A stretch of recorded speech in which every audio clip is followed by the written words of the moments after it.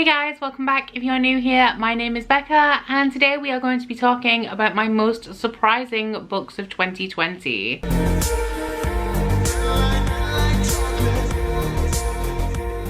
So you guys are probably familiar with the end of year best of worst of videos now. My interpretation of the most surprising books personally is that they are books that exceeded my expectations. So I could have gone in with no expectations and ended up really enjoying a book. I could have thought that I would give the book an average rating and ended up really loving it. Or I could have gone into it knowing that it had elements that aren't to my personal taste and ended up loving it anyway. So this one is the second installment in my end of year content series. Yesterday I posted my most disappointing books of 2020. I will be posting my worst books of 2020, so please do be sure to check those out if you are at all interested. But without further ado, let us start talking about those books. So the first one that I have is a little bit of a wild card, and that is because it is actually surprising to me because of my reaction to it. This book could have either gone into this video or my most disappointing books video. I was that torn, but overall I do have positive feelings about this book, and that is A Deadly Education by Naomi Novik. This is the first book in an adult fantasy magic school series that follows a mixed race girl called Elle who goes to this deadly magic school called the Scholomans. Now the Scholomans is notorious for killing its students. There is only a very small percentage of students who actually make it out alive. That is because there are monsters in this world that are constantly looking for people gifted with magic to feed upon. So these students have to go to this school for their own good. There are no teachers because it isn't safe for them. There's like no point if most of them are going to die. And for all intents and purposes, this school has been warded against the monsters. However, there was a technical fault in the graduation hall. So to graduate this school, you have to fight your way out of a room full of monsters. So the main character's goal is to either join an enclave or make an alliance before graduation so that she has a better chance of actually surviving and getting out of there. This book starts off with Elle once again being saved by the school hero Orion, and she is really annoyed by this because she doesn't think that she needs his help. He takes a particular interest in her because she is naturally gifted with dark magic, and because he is paying close attention to her, a rumor circulates throughout the school that they are dating, and because everybody wants to get close to the school hero, they start to pay attention to Elle as well, and this furthers her goal of making the alliance that she needs. However, she is a little bit dubious about all of the attention that she is getting. Now this book was quite talked about upon its release because it contains a number of racial microaggressions. And I will put a couple of links to Goodreads reviews in my description box if you guys would like to check any of that out. They are from Own Voices reviewers about the things that they noticed when reading this book. So I loved and hated this book in equal measure. Like I mentioned, I have overall positive feelings on it, but the writing style in here was just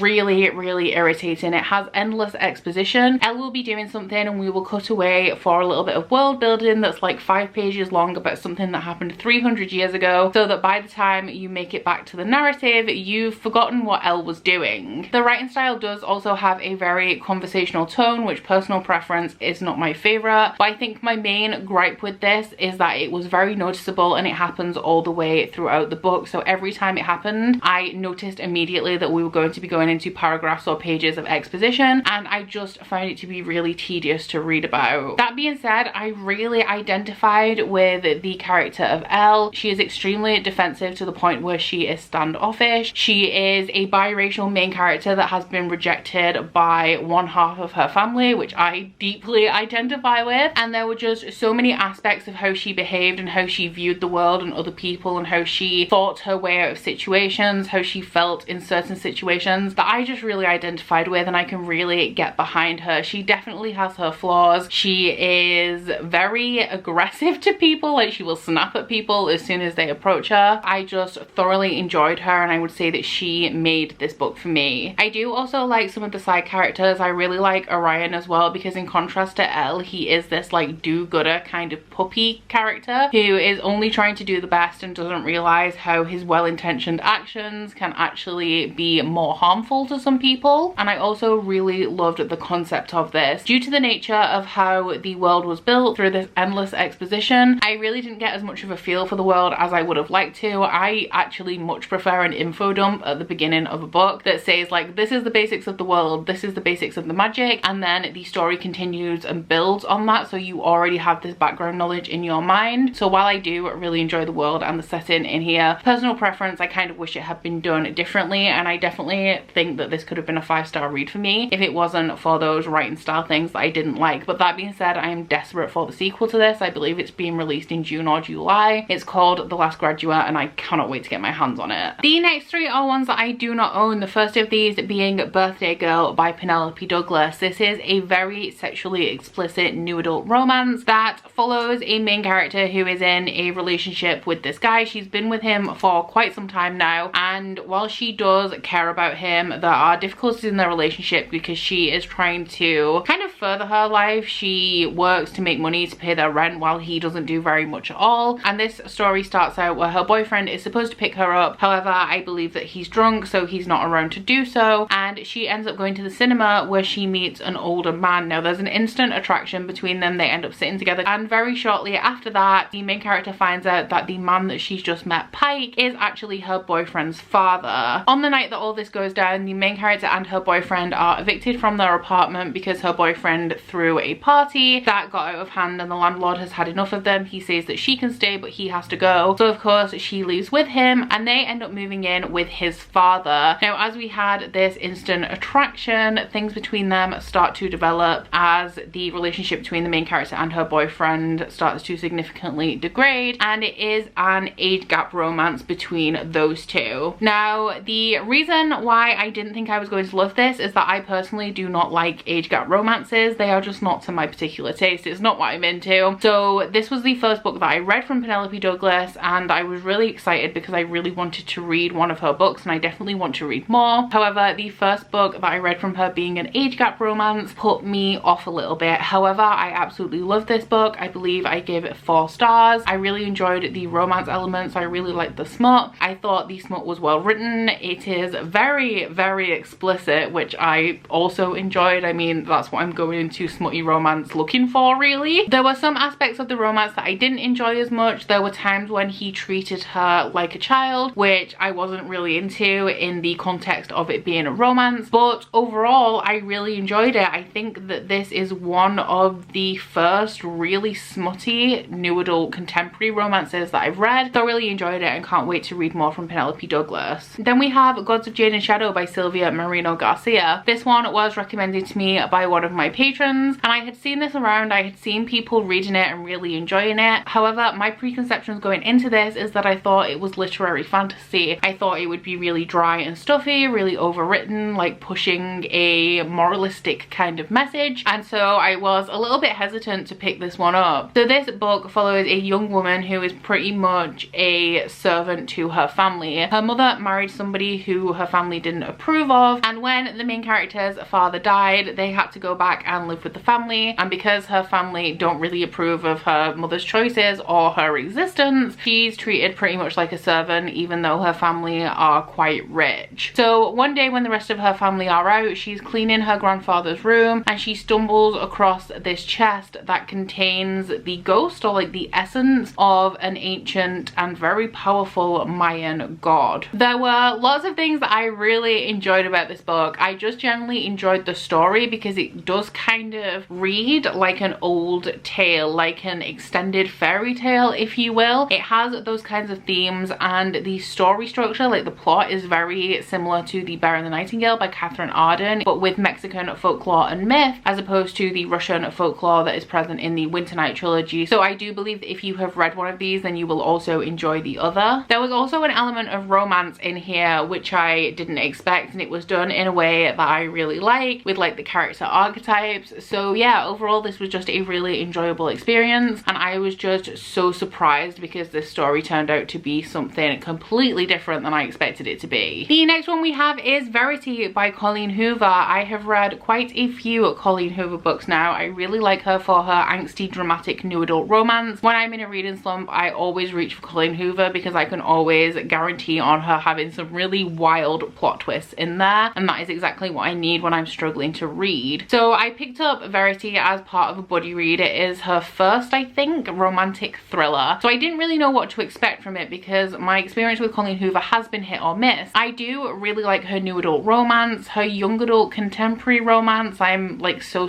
on, and the majority of her earlier work I've rated quite low. So going into this, it literally could have been anything from a 1 to a 5 star. This follows a young woman who is a writer. Her mother has just died and she's struggling for money. She has had a book that was previously released, however the royalties from that are quite small. So her agent invites her to this meeting, and on the way to the meeting she sees somebody be run over. A man then takes her into a public bathroom to give her his shirt, as hers is covered in blood, and when she eventually does get to her meeting, she finds out that the man who gave her his shirt is one of the people there. His wife Verity is a very popular writer. However, she has been in a car accident and she is unable to finish a series that she was working on, so the main character is being asked to take over the series and like co-write the rest of it. Because of this, she goes to Verity and her husband's family home so that she can go through Verity's office and find any notes or outlines that Verity may have had for the rest of the series, and she finds a manuscript that Verity was working on that is autobiographical in nature and includes details about the deaths of Verity and her husband's twin daughters. I thoroughly enjoyed this. There was a plot twist in that. I'm not even sure if you would consider it a plot twist really, because it is like hinted at quite heavily, but this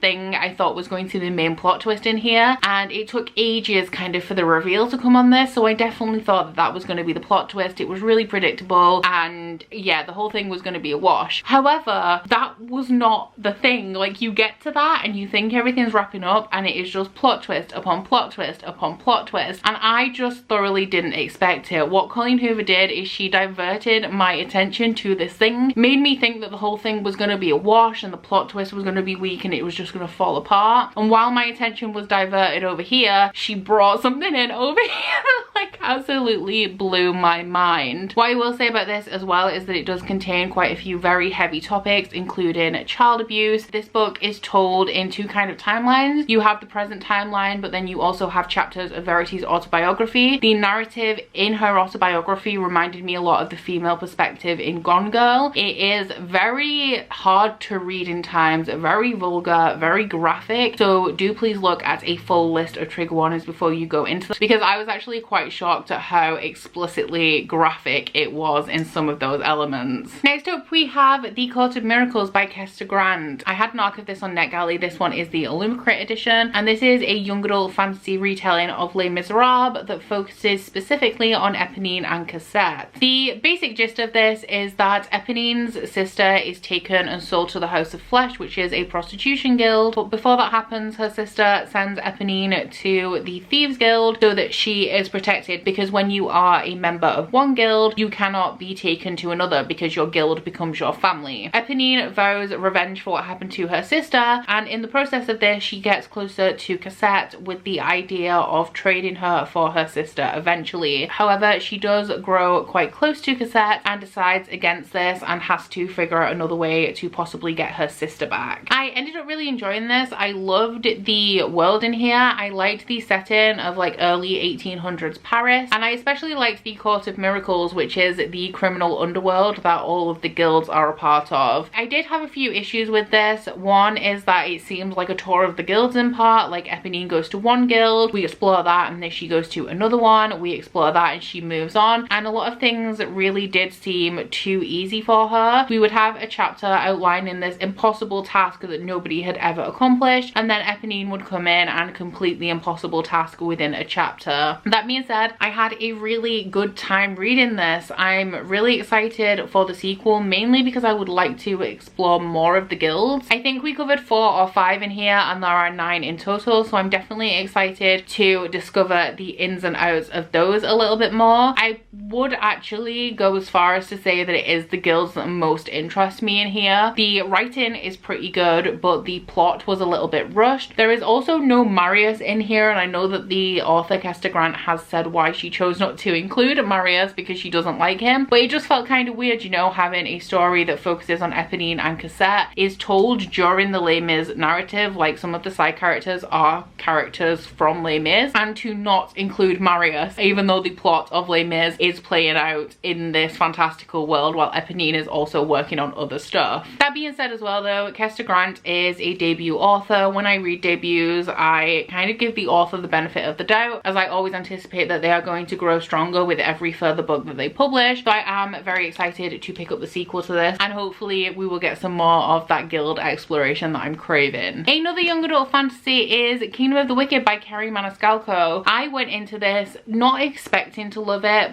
but hoping that I would love it, because this is a young adult historical fantasy romance that is set in Sicily, and we are following Emilia, whose family owns a trattoria. She has a twin sister called Vittoria that she is extremely close to, and very early on in this book her sister is murdered. So Emilia, who is from a family of like good witches, starts to dabble in dark magic to find out what happened to her sister and seek her revenge, and in the process of doing so she calls forth one of the princes of hell, Wrath. So it took me a little while to settle into this book. The first 40% I didn't enjoy all that much, but it was weird because when we got past the 40% mark it was kind of like a switch had flipped and I suddenly started to eat this story up. Once again, one of my favorite elements of this is the setting. There is a lot of descriptions of food in here because of Emilia's family owning a trattoria, and Emilia is also heavily into food herself and experimenting with recipes and things like that. And reading this, it just made me want to be back in Rome eating all the wonderful food, because Rome is a beautiful city, but my favorite part about my holiday in 2019 was the food, because it did just absolutely blow me away, and I definitely got that vibe from the descriptions in here. Another reason why I ended up really enjoying this is because of the character of Prince Wrath. He is a tall, strong, handsome, immortal prince of hell. I mean, this is the Fairy Loot edition, and this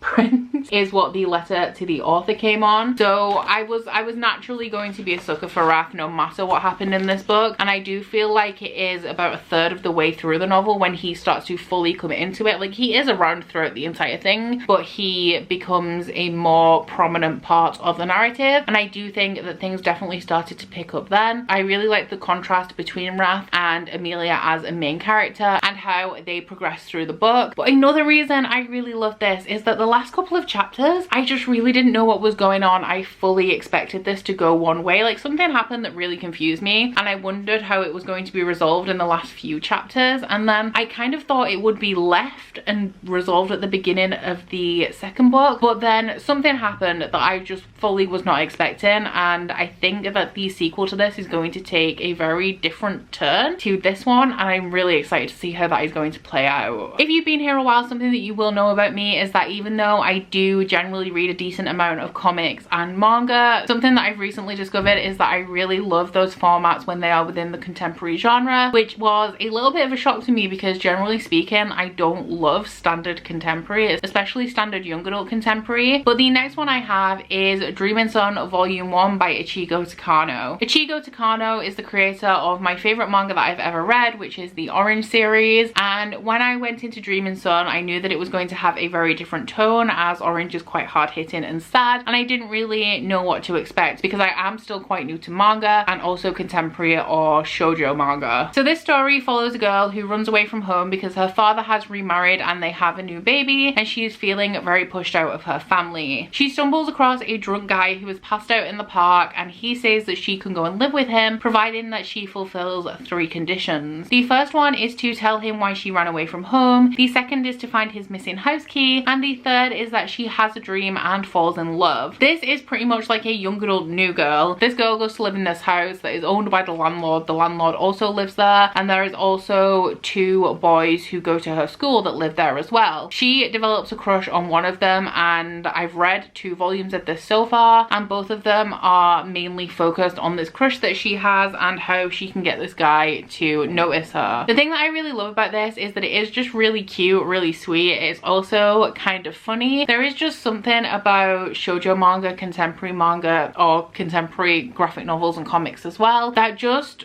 really makes me feel happy, you know? They're just cute, and normally cute stuff is not something I enjoy, but when it is in manga format, I really enjoy it. I have recently been gifted volumes 3 and 4 in this manga as well by Oscar, so thank you so much for gifting them to me, because I am desperate to continue, and I think it's going to continue in the same vein. I'm really excited to see how the narrative develops, but aside from that, it's going to be more of the same, and I'm not mad about it because I really like it. And in a very similar vein, we have Heartstopper by Alice Oseman. This is a webcomic that is free to read on Tapas. Alice Oseman is a young adult contemporary author, and this is the story of Nick and Charlie, who I believe are characters, like side characters, in a different book that she's written. And in that book, they are in an established relationship, and this webcomic is the story of how their relationship began. So it follows Charlie, who is openly gay, and Nick, who previously did not know that he was attracted to boys until he meets Charlie and starts to become friends with him. This is just the sweetest, purest